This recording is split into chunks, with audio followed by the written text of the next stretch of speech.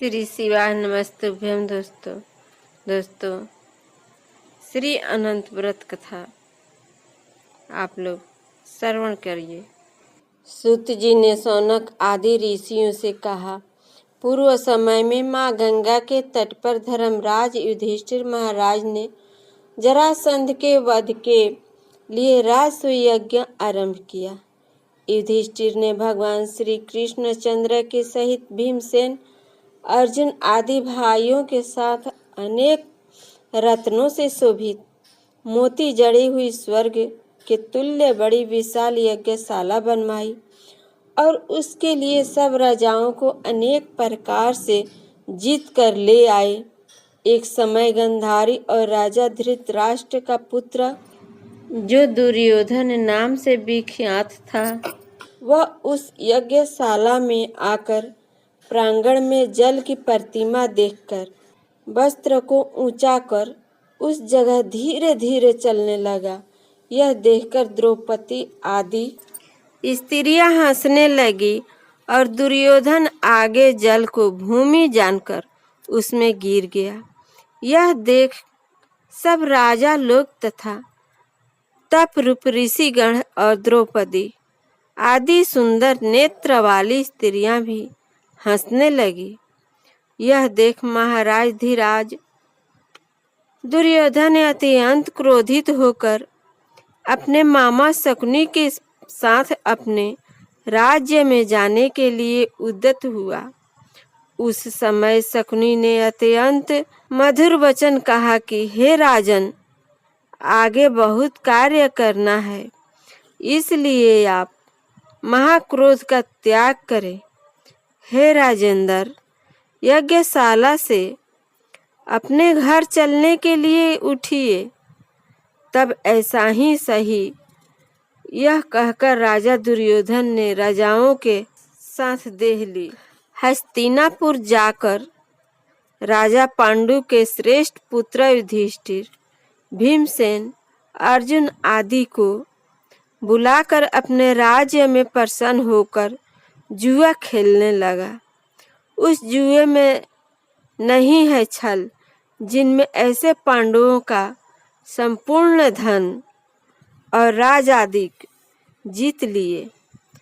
तदंतर भ्राताओं के सहित युधिष्ठिर महान विपत्तियों को प्राप्त हो जंगलों के बीच बंजर जो भीलादिक है उनके सदृश रहने लगे। पांडवों के इस समाचार को सुनकर श्री कृष्ण वहां गए। सूत जी ने शौनकादिक ऋषियों से कहा कि दुख से अत्यंत दुर्बल पांडव लोग वन में रहते थे।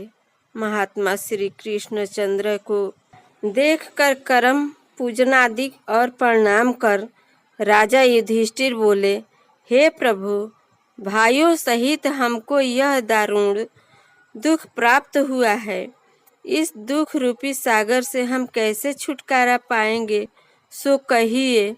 हम कौन से उत्तम देवता का पूजन करें अथवा कौन सा व्रत करें जिससे हमको राज्य मिले। हमारा हित तो आप ही की कृपा से होगा। ऐसा सुनकर श्री कृष्ण भगवान बोले, हे युधिष्ठिर, पुरुषों और स्त्रियों के समस्त पापों को नष्ट करने वाला अत्यंत उत्तम एक अनंत नामक व्रत है, जो भाद्रपद मास के शुक्ल पक्ष की चतुर्दशी तिथि को होता है। उस व्रत के अनुष्ठान मात्र से संपूर्ण पापों का नाश हो जाता है। ऐसा सुनकर राजा युधिष्ठिर ने कहा कि हे वासुदेव, आपने जो अनंत व्रत कहा सो क्या शेष नाग का अथवा अनंत नाम के नक्षत्र का व्रत है? यह अनंत पर ब्रह्मा का यह व्रत है। हे केशव, यह अनंत किस देवता का नाम है, सो सत्य सत्य कहिए। ऐसा सुनकर श्री कृष्ण भगवान बोले, हे धर्मराज, अनंत हमारा ही नाम है, इसे हमारा ही स्वरूप जानो। सूर्य आदि जितने देवता है और कालादिक जो कहे जाते हैं सब हमको ही जानो, और कला काष्ठा मुहूर्त आदि दिन रात्रि तथा यह सब जितने शरीरवान प्राणी है तथा पक्ष मास ऋतु वर्ष युग और कालादि की व्यवस्था सब मुझी को जानो। यह जो मैंने कालादि कहा है वह इस अनंत नाम से प्रसिद्ध है। वहीं मैं भूमि का भार अल्प करने के लिए इस समय कृष्ण नाम से अवतरित हूँ। दानवों का नाश तथा साधु पुरुषों की रक्षा के निमित्त मुझे वासुदेव के कुल में भी उत्पन्न जानो। आदि अनंत मध्य जिसका नहीं है, ऐसे कृष्ण विष्णु शिव वैकुंठ सूर्य चंद्र सर्वत्र व्याप्त ईश्वर मुझको जानो। हे युधिष्ठिर, नहीं है उत्तम जिससे ऐसा विश्व रूप जो योगी लोगों से ध्यान किया गया। वह संपूर्ण रूप वाले अनंत हम ही है, जिससे 14 इंद्र 8 वसु 12 सूर्य 11 रुद्र 7 ऋषि 7 समुंदर तथा वृक्षादि सहित संपूर्ण सर्वत हम ही को जानो। और 27 नक्षत्र 10 दिशाएं पृथ्वी 7 पाताल तथा भूर्भुव आदि 7 स्वर्ग यह सब हम ही है। इस विषय में कुछ भी संदेह न करो। ऐसा वचन सुनकर राजा युधिष्ठिर बोले, हे सर्वव्यापी भगवान, अनंत व्रत का महात्म्य तथा विधि कहिए। अनंत व्रत का अनुष्ठान करने वाले प्राणी को क्या पुण्य और क्या फल मिलता है वह भी कहिए। पूर्व काल में यह अनंत व्रत किसने किया और मृतलोक में किसने प्रकाशित किया, यह सब विस्तार पूर्वक हमसे कहिए। युधिष्ठिर का ऐसा वचन सुनकर भगवान श्री कृष्ण बोले, सतयुग में सुमंत नाम का एक ब्राह्मण था। उसने वशिष्ठ गोत्र में उत्पन्न सुंदर दीक्षा नाम की भृगु ऋषि की कन्या के साथ वेद युक्त से विधि से विवाह किया। हे राजन, दीक्षा नाम की स्त्री से समय पाकर अनेक सुंदर लक्षणों से युक्त एक कन्या उत्पन्न हुई। वह शीला नाम की अत्यंत सुशीला कन्या पिता के घर बढ़ने लगी। उसकी पतिव्रता माता काल ज्वर के दाह से दुखी हो और नदी के जल में प्राण त्याग कर स्वर्ग को चली गई। तदंतर उस सुमंतु नामक ब्राह्मण ने धर्म नाम की एक दुशीला नाम की कन्या से विधि विधान पूर्वक विवाह किया। वह स्त्री नाम के ही सदृश दुष्ट स्वभाव के, कर्कश वचन बोलने वाली और बड़ी प्रचंड थी। वह शीला नाम की कन्या पिता के घर गृह कार्य करने में बड़ी चतुर थी। वह आंगन बाहर दरवाजे के ऊपर और देहली के ऊपर स्वास्तिक शंख कमल के नीले सफेद और काले अनेक प्रकार के चिन्हों को लिखकर देखा करती थी। उसके अनंतर इसी तरह बहुत दिन बीतने पर कौमारी अवस्था में प्राप्त वह शीला पिता के घर में बड़ी मंगल देने वाली हुई। उसको देखकर पिता सोचने लगा कि हम यह कन्या पृथ्वी में किस गुणवान वर को दें। ऐसा विचार कर वे दुखी हुए। उसी समय वेद वेदांग जानने वाले कौंडिन्य नाम के मुनि कन्या के लिए आए। वे बोले कि तुम्हारी गुण युक्ता कन्या से मैं विवाह करना चाहता हूँ। ऐसा सुनकर पिता ने शुभ दिन में ब्राह्मणों में इंद्र तुल्य कौंडिन्य मुनि को अपनी कन्या दे दी। श्री कृष्ण जी ने कहा, हे धर्मराज, सुमंत ने वेद विधि से उसका विवाह कर दिया। उस समय वहां पर स्त्रियां गीत गाने लगी और ब्राह्मण लोग स्वास्ति वाचन करने लगे, बंदी जय घोष करने लगे। इस प्रकार विवाह कर सुमंत ब्राह्मण अपनी कर्कशा स्त्री से बोला, दामाद के संतोष के लिए कुछ द्रव्य आदि दहेज में देना चाहिए। ऐसा सुनकर वह कर्कशा क्रोध से घर की शोभा बिगाड़कर संपूर्ण द्रव्यादि पेटी में अच्छी तरह बंद कर दी। दामाद से बोली कि आप अपने घर जाइए, हमारे घर में कुछ भी द्रव्य नहीं है। यदि विश्वास न हो तो देख लीजिए। श्री कृष्ण जी ने कहा, हे पार्थ, ऐसा सुनकर वे मुनि उदास हुए और वह कन्या भोजन से बचे हुए अनादि को मार्ग में खर्च करती गई। पुण्यदायी कौंडनी मुनि भी उस सुमंत की कन्या शीला को बैलगाड़ी पर बैठाकर सने सने चलने लगे। जाते जाते पुण्यदायक जमुना नदी को देखकर उसके किनारे रथ खड़ा कर शिष्यों को नियुक्त कर वे स्नान संध्या आदि करने गए। मध्याह्न के समय भोजन का समय जानकर रथ से उतर नदी के किनारे उस शीला ने लाल वस्त्र पहने हुए स्त्रियों के समूह को चतुर्दशी के दिन श्री जनार्दन भगवान का पूजन करते हुए देख उनके पास जा उन स्त्रियों से शीला धीरे से पूछने लगी, तुम लोग यह क्या कर रही हो? इस व्रत का क्या नाम है? ऐसा सुनकर शील ही श्रृंगार है जिसका ऐसी उस शीला से वे स्त्रियां बोली, यह अनंत का व्रत है, हम अनंत भगवान को ही पूजते हैं। ऐसा सुनकर शीला बोली कि मैं भी यह उत्तम व्रत करूंगी। इस अनंत व्रत की क्या विधि है और यह व्रत किस प्रकार का है? इसमें क्या दान होता है? कौन देवता पूजे जाते हैं? सो मुझसे कहो।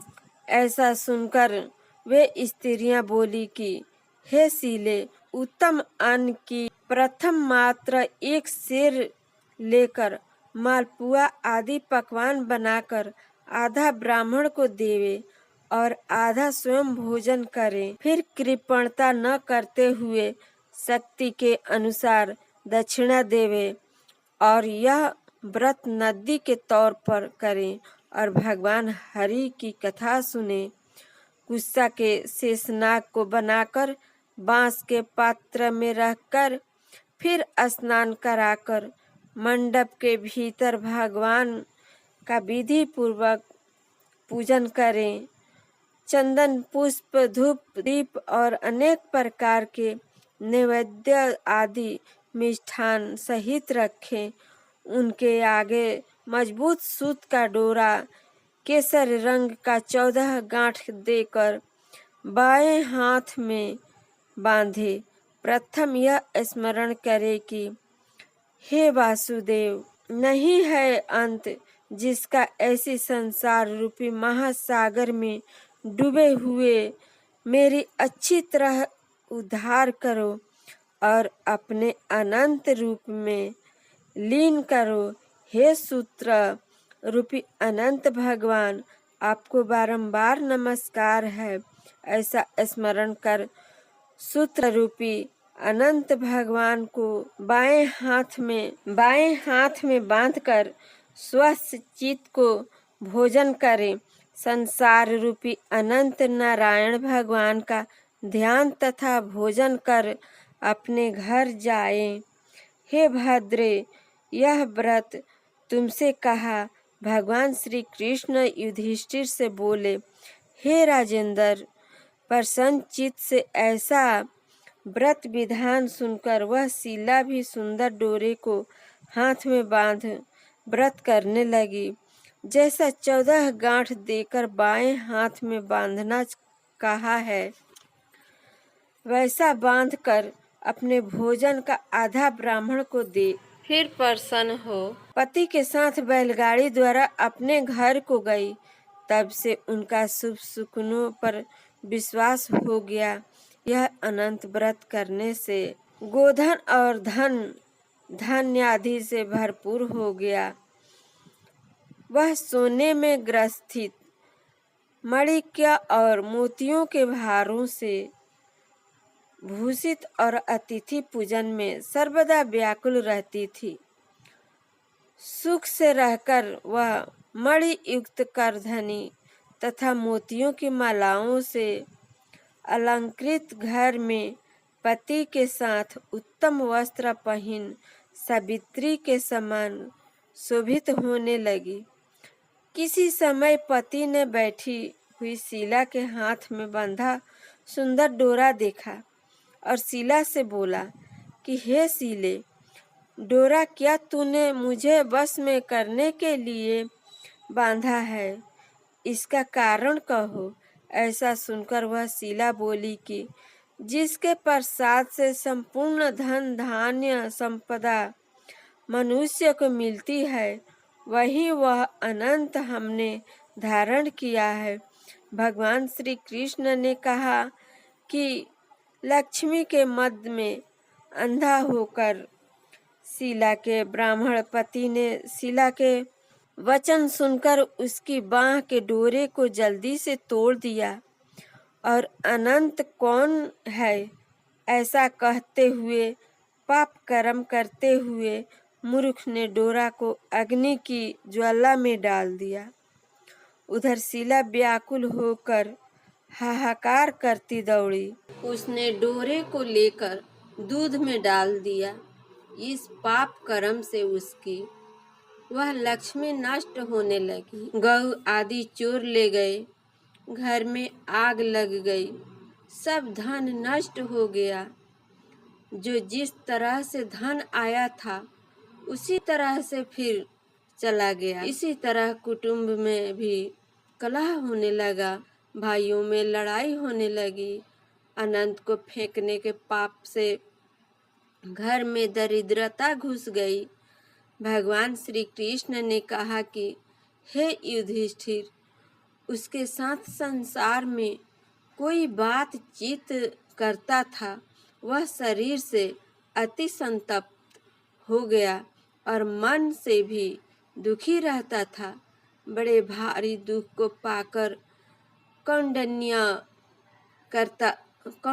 मुनि ने अपनी पत्नी शीला से कहा, हे शीले, एकाएक उत्पन्न इस शोक के कारण मैं दुखी हो गया और मेरा संपूर्ण धन नष्ट हो गया। स्वजनों से कलह होता है और मुझसे कोई बात नहीं करता है। शरीर में नित्य ज्वर आदि ताप रहते हैं। चित्त में बड़ा ही खेद होता है। इसका क्या कारण है? तुम जानती हो तो कहो, क्या उपाय है जिससे मेरा भाग्य अच्छा हो? ऐसा सुनकर शील ही है आभूषण जिसका ऐसे सुंदर स्वभाव वाली शीला पति से बोली कि अनंत फेंकने के पाप कर्म से यह सब हुआ है। हे महाभाग, उसके लिए उपाय करें, तब फिर सब ठीक हो जाएगा। ऐसा उसके कहने से वह ब्राह्मण मन से हरि भगवान की शरण में गया। इसके अनंतर वह कौंडिन्य मुनि खेत को प्राप्त हो वन को गए। वहाँ वे उत्तम ब्राह्मण वायु का भक्षण कर तप करने की इच्छा से उस परमेश्वर का ध्यान करते हुए सोचने लगे कि जिसके प्रसाद से मुझे धन अधिक मिला और उसके अपमान करने से मैं निर्धन होकर कष्ट को प्राप्त हो गया, मुझको अतिशय सुख दुख देने वाला धनाधिक हुआ। ऐसा चिंतन करते हुए गहन वन में घूमने लगे। वहीं पर फला फूला एक आम का वृक्ष देखा। वह ऐसा था कि जिस पर एक भी पक्षी नहीं था और करोड़ों कीड़े थे। उसने आम के वृक्ष से पूछा कि कहीं अनंत भगवान को देखा हो तो सौम्य कहो, मेरे चित्त में अतिशय दुख है। यह सुनकर वह आम का वृक्ष बोला, हे ब्राह्मण, मैंने अनंत भगवान को नहीं देखा है।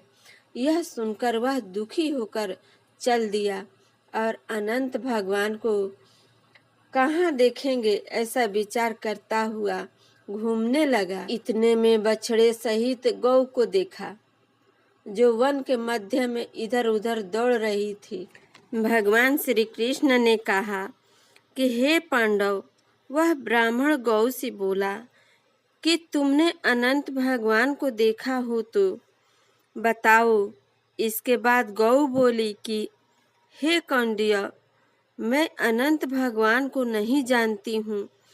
उसके बाद आगे जाकर घास पर बैठे हुए वृषभ को देखकर उससे पूछा कि हे गौपति, तुमने अनंत भगवान को देखा है?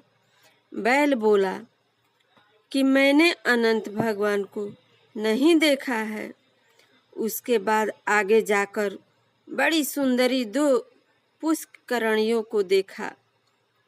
उन बावलियों का जल उसमें से इसमें और इसमें से उसमें आता जाता हुआ अनेक प्रकार का कलोहल करता और कमल का हार, कुमुदनी आदि के पत्तों से युक्त होकर शोभायमान हो रहा है। भ्रमर, हंस, चकोर, बगुलादि पक्षियों से सेवित उस पापी को देखा। ब्राह्मण ने उन दोनों पुष्करणियों से पूछा कि तुम लोगों ने अनंत भगवान को कहीं देखा है? यह सुनकर वे दोनों पुष्करणियां बोली कि हे द्विज, हमने अनंत भगवान को नहीं देखा। आगे जाकर उसी तरह एक हाथी और गर्दभ देखा। उन दोनों से भी ब्राह्मण ने पूछा कि क्या आप लोगों ने कहीं अनंत भगवान को देखा है? ऐसा पूछकर ब्राह्मण निराश हो उस जगह बैठ गया। फिर वह ब्राह्मण होश में आकर हे अनंत, ऐसा कहते कहते उठकर चित्त में यह निश्चय करता हुआ कि अब मैं जरूर प्राण त्याग दूंगा। भगवान श्री कृष्ण ने कहा, हे धर्मराज, उस ब्राह्मण ने प्राण त्याग देने के लिए वृक्ष में फांसी लगा ली। उसी समय दया दर्द हृदय अनंत भगवान भी प्रत्यक्ष हो वृद्ध ब्राह्मण का रूप धारण कर बोले कि यहाँ आओ। यह कहकर उस कौंडिन्य ने हाथ पकड़कर गुफा में ले गए। उस गुफा में कौंडिन्य मुनि ने एक नगर देखा, जिसमें बड़े ही स्वरूप पावन स्त्री पुरुष विद्यमान थे और शुभदायक दिव्य सिंहासन पर भगवान बैठे थे, जिनके अगल बगल शंख, चक्र, गदा, पद्म और गरुड़ शोभायमान रहे थे। कस्तूभ मणि धारण किए, वन मालादि अनेक प्रकार के आभूषण धारण किए हुए विश्वरूप अनंत भगवान को उस कौंडिन्य मुनि ने देखा।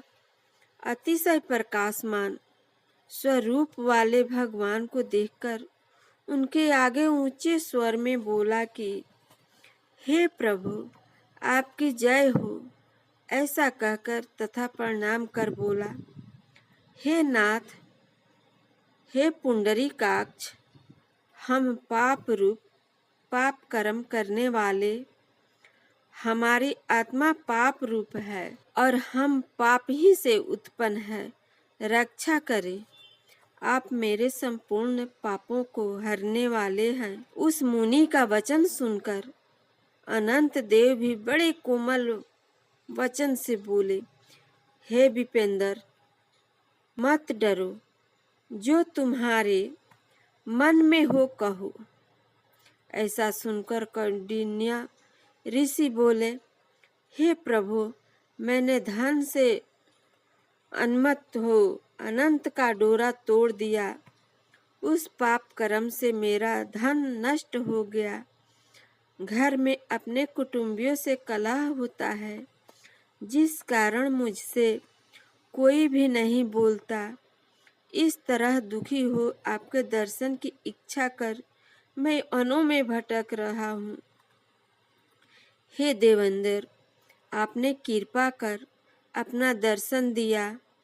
अब मुझ पर दया करके उस पाप की शांति का उपाय कहिए। श्री कृष्ण महाराज बोले, हे युधिष्ठिर, भक्ति से प्रसन्न हो देवता क्या नहीं देते।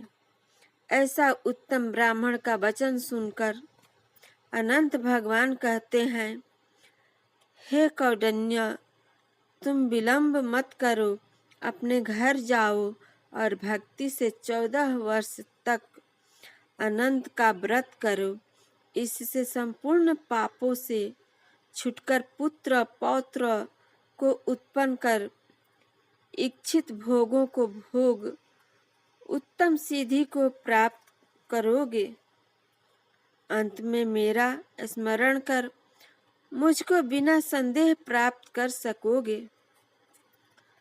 हम संपूर्ण लोकों के कल्याण के लिए तुमको वरदान देते हैं। यह शिला का अनंत व्रताधिक श्रेष्ठ आख्यान और कल्याण करने वाला अनंत व्रत जो प्राणी सुनकर किया करेंगे, वे शीघ्र पापों से छूटकर परम गति को प्राप्त होंगे। अनंत देव ने कहा कि हे ब्राह्मण, मेरे पास जिस मार्ग से तुम यहाँ आए हो, उसी मार्ग से जल्दी से घर जाओ। ऐसा सुनकर कौंडिन्य मुनि बोले, हे स्वामिन, मैं जो पूछता हूँ सो बताइए। जंगल में घूमते घूमते मैंने कुछ कौतुक देखा है। जगत गुरु वह कहें। वह आम का वृक्ष कौन था? वह गौ कौन थी? वह वृषम कौन था? कमल कुमुद कहाँ से? सुशोभित परम सुंदर बड़े जंगल में मैंने 2 पुष्करणियों देखी है, सो क्या थी? वह गधा कौन था? वह हाथी कौन था? उत्तम वृद्ध ब्राह्मण कौन था? अनंत देव बोले, आम का वृक्ष वेद विद्या को अच्छी तरह जानने वाला ब्राह्मण था। उसने शिष्यों को विद्या नहीं दी, इसलिए वह वृक्ष हुआ। और जो गौ देखी थी, वह बीज को खाने वाली पृथ्वी रही है। और जो घास पर वृषम देखा था, वह सत्यनारायण धर्म था। और धर्म अधर्म आदि जो कुछ भी परस्पर देती है और लेती रही, और वेद पाठ वाले ब्राह्मणों को नहीं दिया है, भिक्षुओं को भिक्षा नहीं दी, उस पाप कर्म से उन दोनों का जल आपस में इधर का उधर होता है। गधा जो देखा वह क्रोध था, और वह जो हाथी था सो अभिमान रहा। वह ब्राह्मण जो रहा सो अनंत हम है, और गुफा जो रही वह कठिन संसार। श्री शिवाय नमस्तुभ्यं दोस्तों। श्री अनंत चतुर्दशी व्रत कथा संपूर्ण हुआ। श्री अनंत भगवान की जय। श्री कृष्ण भगवान की जय।